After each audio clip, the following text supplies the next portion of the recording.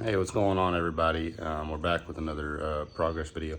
So before we really get started on the day, I just want to go over some of the problems that I've encountered since last week, or last weekend, I guess, and kind of walk you guys through that, because I know I showed you guys some of it, but I figured out the solution now, so go and get y'all where y'all can see it. So I figured out the issue with this flex plate, and I can't remember if I told you guys about it or not, but if I did, I'm going to kind of repeat myself here. But all right, so the 6 liters, there were 2 different flex plates that were mostly offered for the LQ4 and the LQ9. I don't know which one is which, but they offer, and I say they're different. I'm pretty sure the flex plate itself is actually the same, but the package it comes in, one comes with a spacer and one does not. So the reason for that is some of the crankshafts for these, some have a longer snout at the back, and some have a shorter one. This is obviously one of the ones that's shorter because it pushes the flex plate, or it pulls the flex plate in closer towards the block. That's the reason we have this issue. That's why it's so close. The bolts I have should work just fine, the torque converter bolts. So I'm going to get this pulled out of here today, go down and exchange it for the correct one, because from what I've seen, I cannot buy just a spacer for this. I mean, I can buy spacers. I don't know if it's going to be exactly like it fits this. This is the kind of thing that I'm running into. But we're going to make that happen today. Also going to try to tidy up, getting our steering bar back in. I can't think of what it's actually called right now, steering link. But I was running into issues. The little adjusting sleeve that I had the threads do not match up on either end, so I'm going to try to get that figured out today. So we kind of keep making progress. What you can see here, I got a radiator just mocked up, and I have to see what we need to do to get that actually on there. We're going to finish cleaning and painting all the pieces for the core support. There's a bunch of little pieces. I say a bunch. And then you have your top cover up here that also acts as like your radiator hold down up here, which I'll have to come up with another way to hold that down anyways. You also have, I believe they're back here actually. I can't remember exactly where they go, but there's 2 vertical supports go on there. So just some stuff like that we got to get finished and cleaned up, painted and matched and bolted back to the core support. Nothing too crazy. It's just take some time getting them cleaned and get them painted. I do need to eventually work on getting the steering box on there. I have the reinforcement plate. I do not know yet if I'm going to weld it on or just bolt it on. I think I have it set up to where I can bolt on, and then obviously you can weld really no matter what. Headers are at the speed shop getting the V-bands welded on. They didn't, those headers, they're Speed Engineering, they did not come with any kind of flange, and it was recommended to me to run V-bands, so we're going to do that. Aside from that, it's just kind of doing things as we can. I may skip around a little bit on this video on stuff that I do, because I have a lot of stuff I still need to do, and this is my main focus, is getting this all finished up so that I do not have to worry about unbolting this stuff anymore, and the engine hoist can finally go back to its owner. We did lose it last week. They had to borrow it back. I say they had to borrow. We had to be returned to its owner. But I should just be able to do this, and then only thing I really need that for anymore is I'll jerry rig a way to get that body back on here with that. We did it with a bunch of 2x4s last time, and it worked, but something like that might make it a little bit easier. So I'm going to keep from rattling on here. I'm going to go and get to tearing stuff apart, and I'll catch back up with you guys soon. All right, so we made our trip to the parts store. Got the old flex plate off, went down to the parts store, exchanged it for the correct one, which, from my understanding, the flex plate itself is not different. What makes it different is that spacer right there. Now that spacer is pressed in. I don't know if you can see, there's little almost teeth on the flex plate that this spacer presses into it, and that kind of holds it there. So I didn't have to get longer bolts, thankfully. The ARP bolts worked out fine. I was a little bit worried that my socket was not going to be able to clear, but it did just fine, not a big deal. I did find out that I actually purchased the wrong package of these. The only difference was this came in a 3-pack instead of a 6-pack. Obviously this needs 6 bolts. This is for a passenger car, and I guess they use 3. But yeah, we got all that worked out. I'm gonna work on getting the transmission back up there now. I did have a little bit of a mishap where, so you can see I'm supporting the front of the, or basically the transmission with the hoist right now. I thought I had everything balanced out pretty well, but then as soon as I got that cross member out from underneath the frame, it kicked down. Did leak some fluid. I'm hoping I didn't actually crack the transfer case. I mean, we'll see once I kind of get up there if it is cracked. But yeah, so we're gonna go ahead and work on getting this back up there. I went ahead, just as a double check, I went ahead and reseated the torque converter just in case when I did bolt it up, it pulled it out off the pump on the splines. It didn't engage all the splines. So I went ahead and reseated that, make sure that was not gonna be a problem. And I'm gonna go ahead and work on getting this back up there. Thankfully, I have a buddy of mine coming over because this is not fun to do by yourself. Even with people, it's still, I'm not good at this. I'm not experienced with it. So it's always a bit of an adventure and a bit of a time consumer to get the transmission to actually bolt back up, line up on the dowels and bolt back up and everything. But he's coming over, so hopefully here soon we'll be able to have it all back together, and then we can work on changing out that gasket and go from there. All right, so we were able to get everything sorted with the torque converter and the flex plate. That was a pain, but obviously we can see now we have the gap we need. I actually got everything bolted up 100%, but plenty of clearance now. Everything moves like it should. Oh man, it took a long time. So basically we had it all together, and then we got it lined up, got everything on, and then we went to try to turn over the engine, make sure everything was lined up fine. And engine will not turn over. This is with the torque converter bolts all bolted to the flex plate and everything. And so we figured, well, okay, well, I could just got something in a bind. So we undid it all, put it back on, same exact thing happened again. So at this point, we're getting kind of frustrated. We ended up taking a break for lunch at this point. Came back and then kind of thought about it a little bit more. And then I ended up having 2 of my buddies over here, Cole and Jordan. They were helping me get all this, and I will say having a third person made a huge difference. But we ended up taking it apart again.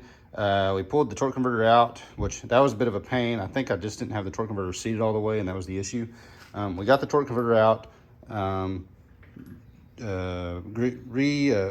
some more ATF along the internal splines of the torque converter.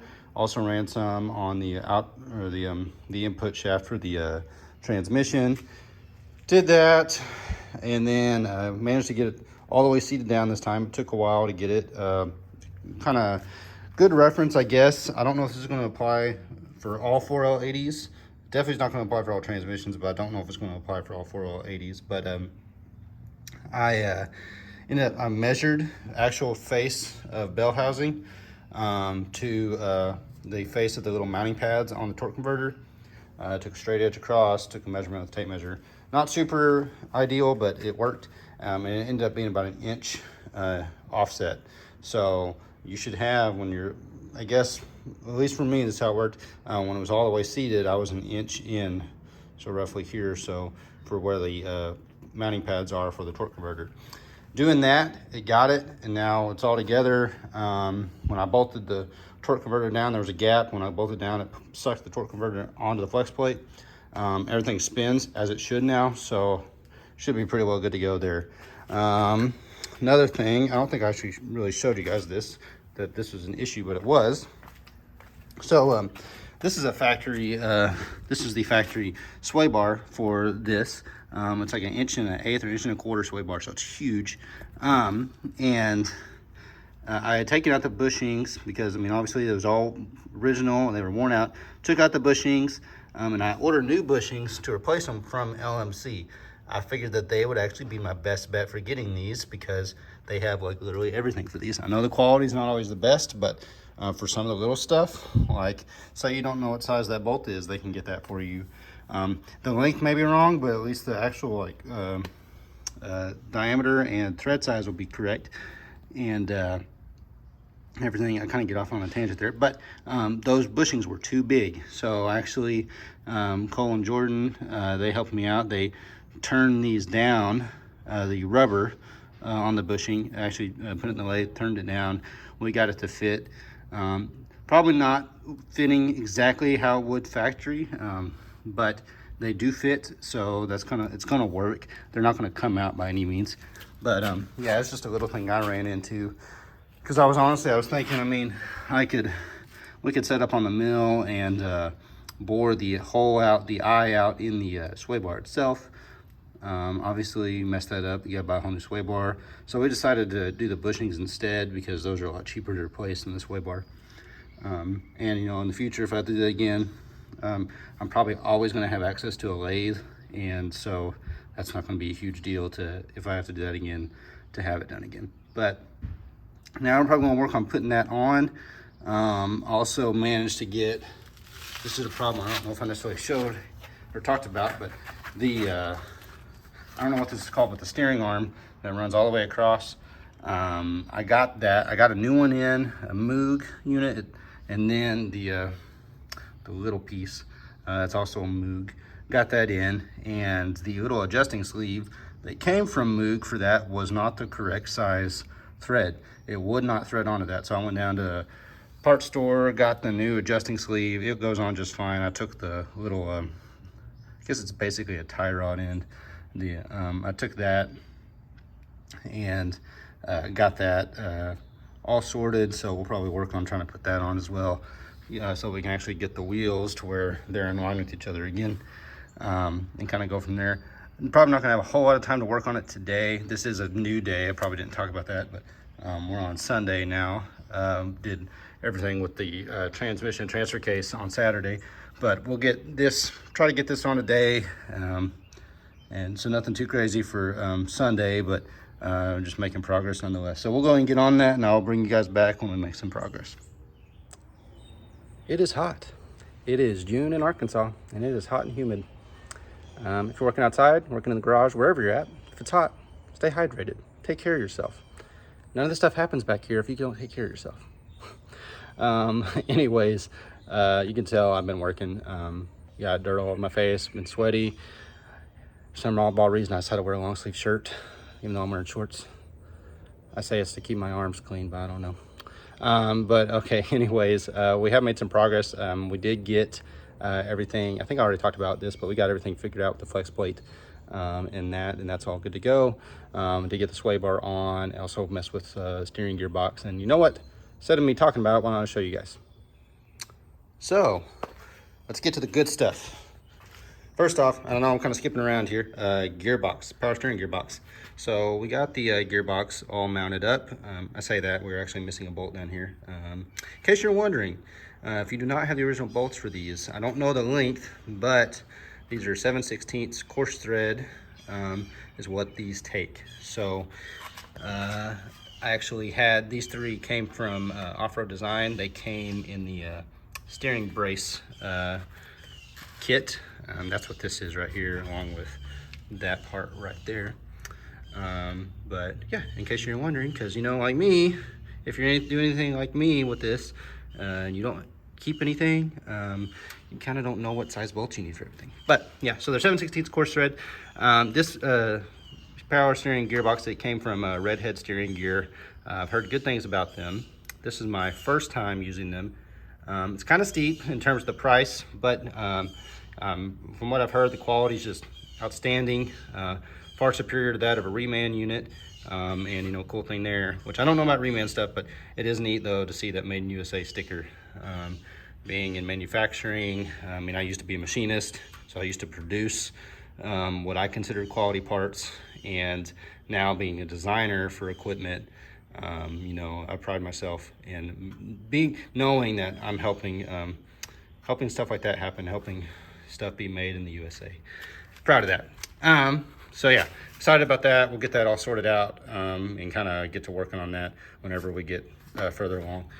So the steering brace kit, this came from Off-Road Design, like I said earlier. They have, so this is the bolt-in kit. They have a weld-on, it's like frame repair and reinforcement. Some guys, they'll actually run both. I actually have the reinforcement plate. Looking at it and, you know, realizing, kind of weighing, like, you know, this thing, it does have bigger tires. I'm running 33s, so bigger than stock, not as big as some people run, but it is running bigger than stock tires. This is not going to be a crazy off-road rig. It's not really going to be an off-road rig, period. I'm not going to hoon it around on the streets, really. It's going to be kind of taken care of. I mean, the engine's going to be the thing that gets the most abuse out of it. So I kind of opted to not do the plate. I've heard some horror stories about people putting them on incorrectly, welding them on correctly, not using, they're not doing very good heat management, and actually causing more problems to the frame than good. I'm sure somebody could do it perfectly. I have not experienced welding at all, and it just kind of seemed like a bad combination to me. And from what I've heard, the brace helps out quite a bit too. You mostly run into issues whenever you get up into, like, I think 37s and bigger is where you really kind of start running into problems with having frame failure right there where the gearbox is. So I just kind of used my best judgment and decided not to do it. If it's your rig, it's up to you. It's not advice. You do what you feel like you should do. But yeah, going on, we did get the sway bar put on. I'll give you all a little bit of my 2 cents on this. I know this is kind of a detail thing that most people probably don't really pay attention to or focus on. So the bolts, the washers, and the bushings, not just these bushings, but the bushings up here too. And you kind of see the stud right there. Those all came from LMC Truck. I know some people like them, some people don't. If you want really oddball stuff, I think they can really help you out. The best prices, probably not. Best quality, also probably not. But nonetheless, it's where I got them from. So when I was putting this on, I first off made the mistake of forgetting to put that inner washer on there. Probably need it just to help relieve some pressure off that sleeve and the bushing. But also in the case of this bolt, I believe, is just a tad bit too long, and it actually bottomed out in the hole in this pad before it was applying any pressure to this washer here. So obviously you don't want that washer being all loosey-goosey. So I took it all apart, got that back on there, and I will say that was a pain. It was probably harder to put it together the second time than it was the first time. I mean, obviously this thing was in tension, being bolted in already, and it did not want to line up. It took a lot of finagling. I had to actually loosen the bolts up here quite a bit to get it to go back in, along with loosening this bolt on the passenger side, or driver's side. I'm on the passenger side right now.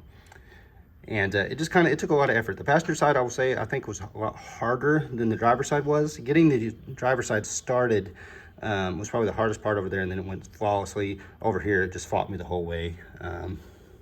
Maybe a bad sign that's kind of in a bind, but it did go through all the way, not with a ton of extra force and effort. I just figured that the sway bar itself was already in tension, and that's why I was having so many problems with that. But yeah, we got that on. I think I already talked about, if I didn't, I'm just going to go over it again real quick. I had my buddies at the machine shop turn that bushing down to get it to fit. Is way too big, just straight from the factory to fit in there. I don't know if it's a bad batch or what, if they're all like that from LMC, but just fair warning, that's what I had to do to get it to fit. So that's probably gonna wrap it up for this episode or this video. I don't want to go on too long. Trying to figure out the balance of getting them shorter, kind of more to the point, less that kind of mundane,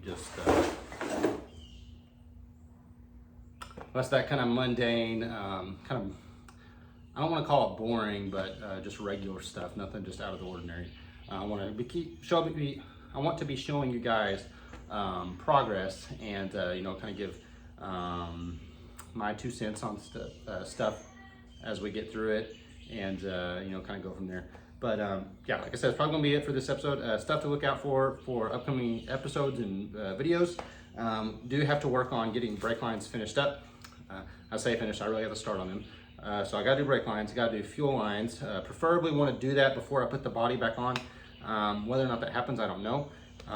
Speaking of the body, I am pushing to try to do stuff on that real soon, just because I have a feeling that's going to be, it's going to kind of be a huge thing, huge project, and I don't want to wait on that too long and really get myself in a bind there.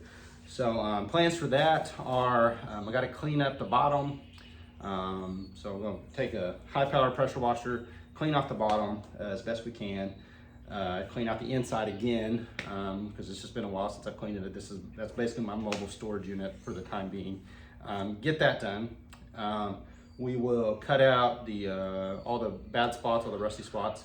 I have replacement floor pans for it. Those came from Brothers a few years ago. I've had them for years at this point, and get them put in. And once we get that put in, we're going to do, I don't remember what it's called, but I think it's called suction blasting or something. It's like sandblasting, but not quite. I don't know. My father-in-law is going to try to help me out with that and get the underside and the inside all cleaned of like residual paint, any kind of leftover dirt, grime, surface rust, flaky rust, that kind of stuff. Put some rust converter on it, get it all converted over, make sure that we're solid and good to go before we go any further with it. And then we're going to come back and we're actually going to prime it and paint it. I'm going to be painting it actual body color, which this is going to be a two-tone truck, but the primary color is going to be like GM or like Chevrolet yellow from back in the 70s. It's not that really orange yellow. It's more of a kind of the lemon or the banana yellow. Is what my plan and intent is with it. So we're going to be painting the interior of it, so the whole inside, up the bed sides, up on the headliner area, the dash, floor, all that. Also going to get the underside, the whole underside of the truck. The rear wheel wells may be more of a silver or a black. I haven't decided yet. I've seen where people do that spot specifically different. So we're going to see kind of how I end up feeling about it. Kind of the pros and cons, going back and forth with it if there are any.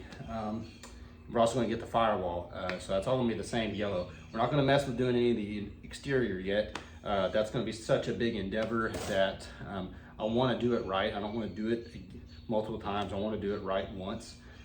So that's what we're going to do there. We're going to get everything else done beforehand, though, while it's in the state it is in, because I mean, the inside won't be that bad, but getting underneath, that's just nearly impossible doing with it on the frame. So we're going to try to do all that in the upcoming videos.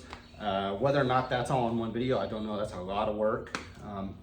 But we're going to see kind of as time goes on. I might try to condense that down as best as I can for you guys so that you get to see the beginning and the finished product on one video. We'll see though as we get there.